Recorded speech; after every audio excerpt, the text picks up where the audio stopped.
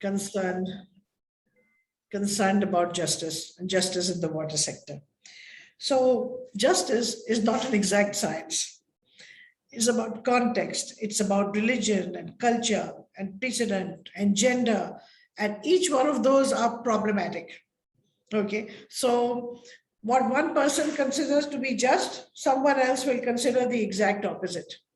So how do we maneuver in the context of the water world as it stands today, with climate change not only looming, but actually upon us?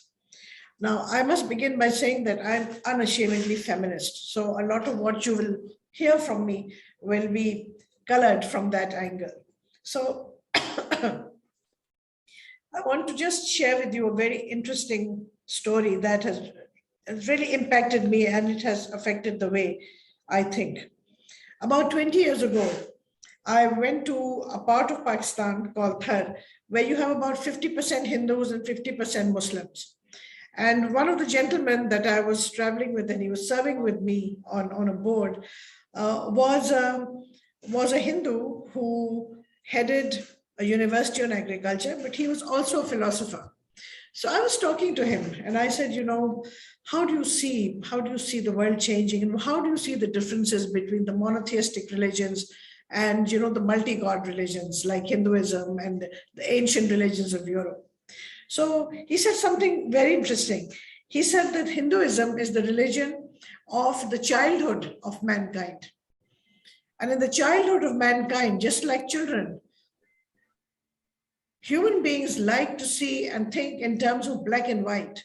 They wanted to see the culprit punished, okay? Like the stories for children, they don't like to see the culprit getting away. They want the evil stepmother punished, okay? And he said everything is black and white. And then he said the monotheistic religions are the religions of the Urdu word is Javani. What should I say? The prime or the adolescence and the 20s or 30s of mankind, when people are very aggressive, they put their viewpoints across very aggressively, they're ready to die for anything, and they push their viewpoints very much so. And then, of course, you come to the mature age of humankind, and the mature age is what is just dawning. We are not there yet, which is when shared values and shared human rights become the guiding force.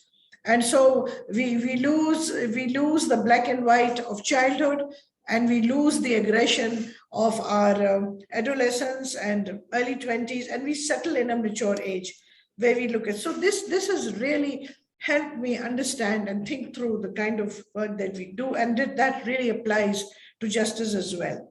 So since we are talking about justice in the water sector and water justice, I'd like to say a little bit about rights, because how do we now measure justice? We measure in terms of human rights. So human rights has become our shared rule of thumb for looking at what's happening.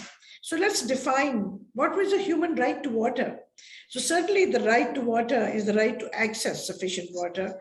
And this term access includes some economic accessibility, which means affordability. And with the term sufficient, referring to both the quality and quantity of water necessary to meet basic human rights for personal and domestic use. Okay, this is how we normally think of water as a human right. And that lobby, which is always talking about, putting a price to everything, we then say, okay, you separate some water for your human rights, and then the rest of it, which is used as a factor in production, then you cost that. And it is no longer a right then. So according to WHO, between 50 and 100 liters of water per person per day are needed to ensure that most basic needs are met. And some of the basic health needs are also met. But in many countries, that is all interpreted differently. So in India, as per the Ministry of Housing, is 135 liters per capita. In Pakistan, is 350 liters per capita per day, given that our population continues to rise. Then in the United States, it's 380 liters per capita per day. That's how they define it. In Germany, it's 122 liters. In Malaysia, it's 201 liters. So even though we have a kind of measure which says what is fair and just, There are just so many other factors that color it. The context, for example, how water is used in a country, all the various rules, what the precedents are, what does the culture say, all of those. And in many cases, religion also plays a part. For example, in my country, which is largely Muslim, the 5 times ablution, which has to be done before prayers, requires a lot of water, and people waste a lot of water as well. In India, all the idol processions that are taken out, they all have to be immersed in water. So all the water bodies are getting clogged with debris that's never cleaned out. And there are so many other instances all over the world. So keeping all of that in mind, what is the catalyst today for the water crisis? And we must understand that too, and in our deliberations on justice in the water sector. So it's climate change. And the last century was about putting carbon into the atmosphere. And all the COPs that happened and the discussion that was going on was all about how we limit carbon. This century is about the impact of all that we did and didn't do in the last century. And that is directly on water. So whether it's flood, it's droughts and it's storms, it is changes in the ocean currents, the sea level rise, coastal disturbances. It's the change in water regimes and in hydrological cycles, changes in the features of water bodies and wetlands, and changes in the availability of water for agriculture, livelihoods, domestic use. And these changes are happening so fast before we can even think about plans. I mean, 5-year plans, who needs 5-year plans? The changes are happening month by month, we can see that. And so we have already entered the age of adaptation. So when I hear people talking about mitigation, I think they're way behind. So what is central to this adaptation? River basins are under severe threat. It's a matter of life and death in many countries. We say, and we should say, that the rivers are our mothers, they are our best friends, they are our worst enemies. If you look at the old European religions, how closely they were connected to water. And the ethos and the meaning of water bodies to our culture, to the folklore, to spirituality, livelihood, society, and economy, that's all coming back. People are now thinking about these things. If any of you know about what happened to Lake Biwa in Japan, the industries dumped so much rubbish and they polluted the lake so much that it turned red in color. And all the children got nappy rash and began to get sick. And so the mothers mounted a whole campaign. It took them 10 years to get to the Supreme Court, until such time that the Supreme Court then slapped orders onto the industry to clean up that lake. I have been to see Lake Biwa now. It is so beautiful, you won't imagine it had ever been so polluted.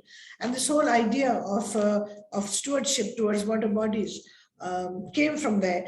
And if you read about it now, it is so lyrical, but it is all embedded in culture and spirituality. And that has actually helped to preserve and conserve that water body.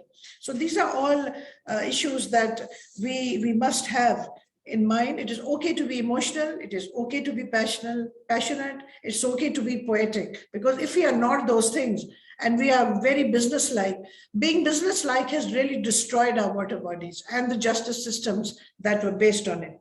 For example, in many instances, the traditional systems of sharing water were based on common access and on common rights. So no one person owned a source of water, did not have a license, for example, to do what they wanted, but the community had certain rights.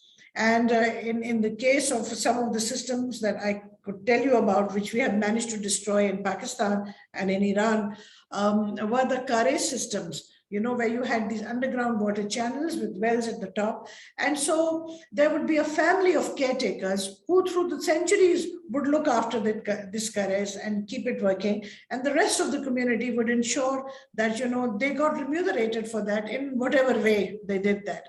So now we have a situation where we have dug wells around that area. We've got the licenses from the government to do that. And we have mined out all the aquifers. So now, not only have we destroyed the Kares, which have lived on for so many centuries, but we have just destroyed the groundwater entirely. So now there's no agriculture possible. People are leaving, they're migrating.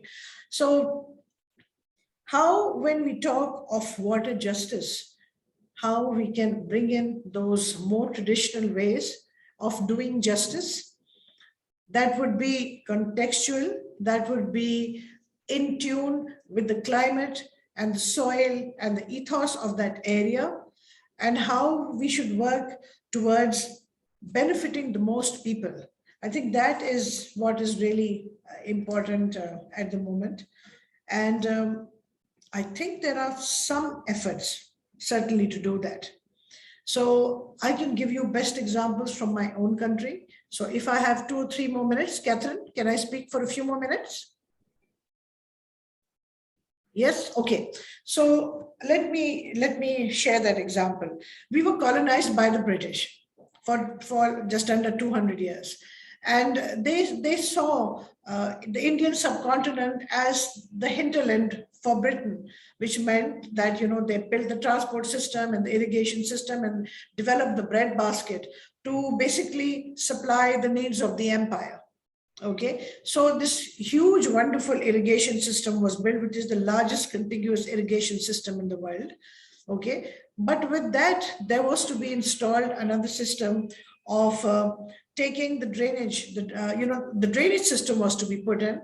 That would have taken out the contaminated water as it was used in agriculture, because remember, this was just before the Green Revolution, and the whole idea was that you grow more, move from multiculture to monoculture. So you can imagine all the related problems. But that was never put in. So that was the first thing. Was that justice?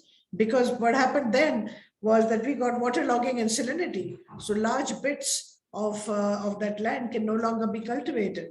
Then when the irrigation system was put in, those people who were closer to the main canals got more water, and those at the tail ends, those farmers got less. And then, when you interpose a political economy on top of everything else, and please understand that the political economy was already there when the British were here. It didn't develop after they left. So that whole political economy ensured that those who had power, all men, okay, many of those who colluded with the British, they were able to break the rules and nobody minded. And the rules were only applied to the poor and the powerless. That happens all over the world. We know that even now. And if you're a woman, okay, seeking justice, you can be sure that either religion or culture or something will be used to shunt you out on the side and not listen to you. Okay, so all of this was happening, with the result that today, after we've had 3 wars with India, at least some of it was over water. We have an Indus Waters Treaty that has at least stopped us from having any more wars. But Pakistan gave up the rights of water to 2 of its 5 rivers, so that those rivers are now completely dry, because the waters of those rivers have gone to India. And of course, India put in some money into the pot for Pakistan to have some link canals, so that perhaps some of the water could be put into those dry beds. So you know how men think? Men think big and huge. They can't think small and sustainable. With the result that we have this huge, huge system, which is an asset, yes, but it is very hard to manage that. And you build 3 dams, you want to build a 4th dam and a 5th dam. And we are having these massive battles saying that dams, what do dams do? They don't bring new water into the system. They just commandeer what is already there, okay, in different configurations. And if the new canals are made, they benefit some people and not others. And in the same way, when we share out water amongst provinces, some get more and some get less. And then we say, well, why is only surface water being divided? One of our biggest province also has 50 million acre feet of groundwater. Why is that not taken into the assessment for dividing?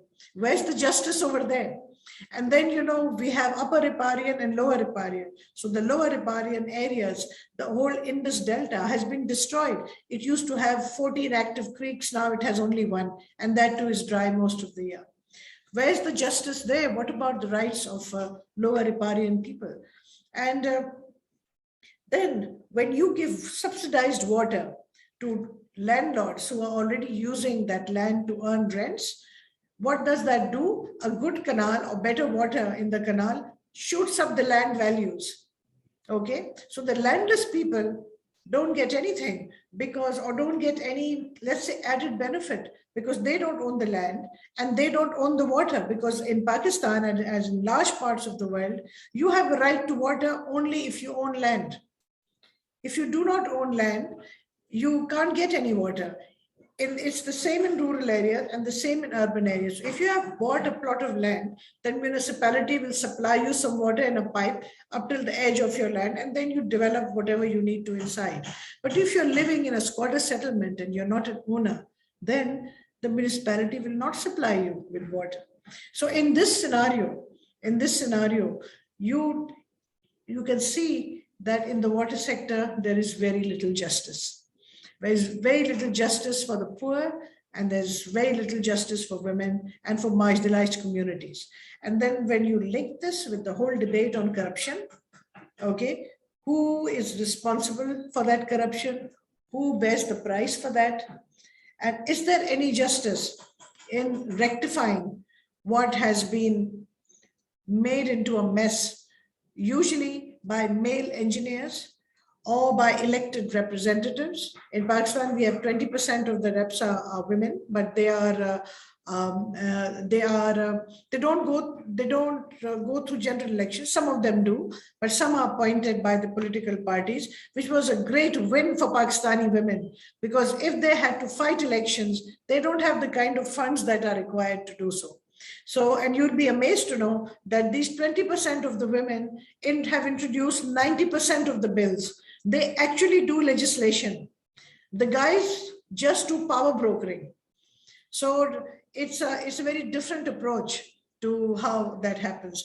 I also believe, just my last point, that this century belongs to women, and women are already taking control, and the kind of sustained day-to-day little bits and pieces of the jigsaw puzzle that needs to be put together to make a change in water justice and make a change in the way we live under climate change is something that women can deliver. So think about that. Thank you so much. All right. Thank you so much.